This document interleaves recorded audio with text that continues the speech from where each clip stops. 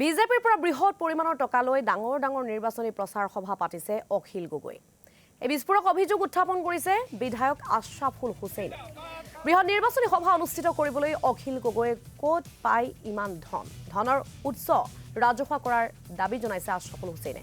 আনহাতে কংগ্ৰেছে বিজেপিৰ পৰা মোটা অংকৰ ধন লৈ উজনি অসমত পঞ্চায়ত নিৰ্বাচনত প্ৰাৰ্থিত্ব প্ৰদান নকৰাৰো অভিযোগ বিধায়কগৰাকীৰ।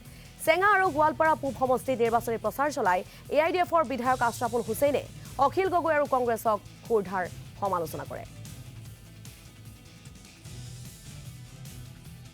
অখিল গগৈৰ কাম কৰিছে আৰু তেওঁ যিমান ডাঙৰ ডাঙৰ মিটিং চিটিং কৰিছে তেওঁতো ইমান পইচাৰ মানুহ নহয়।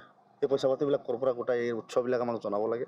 অখিল গগৈ যোৱা নিৰ্বাচনত বিজেপিক সহায় কৰিছিল 2021 চনৰ নিৰ্বাচনত, যাৰ কাৰণে অখিল গগৈ আৰু লুৰিণজ্যোতি গগৈৰ প্ৰত্যক্ষ আৰু পৰোক্ষ কণ্ট্ৰিবিউশ্যনত যোৱাবেলি বিজেপিৰ চৰকাৰ আহিছে।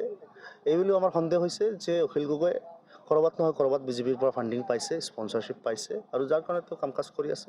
তেওঁতো 1951 চনৰ ভিত্তিবৰ্ষ হোৱাৰ সমৰ্থক, কিন্তু তেওঁৰ কিতাপতো লিখিছে যে 1951 চন নিগম নিকায় পঞ্চায়ত বা বিভিন্ন MLA MP নিৰ্বাচনত 1951 চনটো ভিত্তিবৰ্ষ হ'ব লাগে।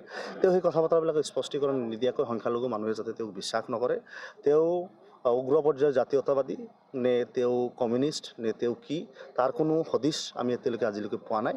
তেওঁ এইবিলাক কথা স্পষ্ট কৰিব লাগে। তেওঁ আচলতে যোৱা নিৰ্বাচনত ৰকিবুল হুছেইনক ইমান জিকাব লাগে বুলি আমাৰ ধুবুৰী লোকসভাত আহি কৈ গ'ল। আজি কংগ্ৰেছটো ইমান বেয়া হৈ গ'ল, তাৰ আগৰ MP নিৰ্বাচনত তেওঁ UDFকো ছাপোৰ্ট কৰিলে, বিজেপিকো কৰিলে, কংগ্ৰেছকো কৰিলে ক'ৰবাত, এতিয়া তেওঁৰ ওচৰত চবকেইটাই আকৌ বেয়া হৈ গ'ল। তেওঁ আচলতে কোনটো স্থিতিৰ ৰাজনীতিবিদ আৰু কোনটো স্থিতিত তেওঁ ৰাজনীতি কৰে তেওঁৰ নিজৰে গেৰাণ্টি নাই। তেওঁ আজি ক'ত আছে কালি ক'ত যাব, তেওঁ আজি কাৰ পকেটত উঠিছে কালি কাৰ পকেটত উঠিব। গতিকে তেওঁ এটা পন্থাত ৰাজনীতি কৰক, এই সুবিধাবাদী ৰাজনীতিটো তেওঁ বন্ধ কৰিব লাগে। উজনি অসমত তেওঁৰ একোৱেই নাই। এতিয়া চেষ্টা কৰি আছে নামনি অসম এটা ফাৰ্টাইল লেণ্ড হিচাপে, আৰু উজনি অসমত তেওঁলোকৰ কেইজন প্ৰাৰ্থী জিকি আহে সেইটো ডাঙৰ কথা। অহাবাৰটো নিৰ্বাচনত অখিল গগৈ শিৱসাগৰ সমষ্টিত জয়ী নহয়, এই কথাটো আপোনালোকে আজি ৰেকৰ্ড কৰি থৈ দিব।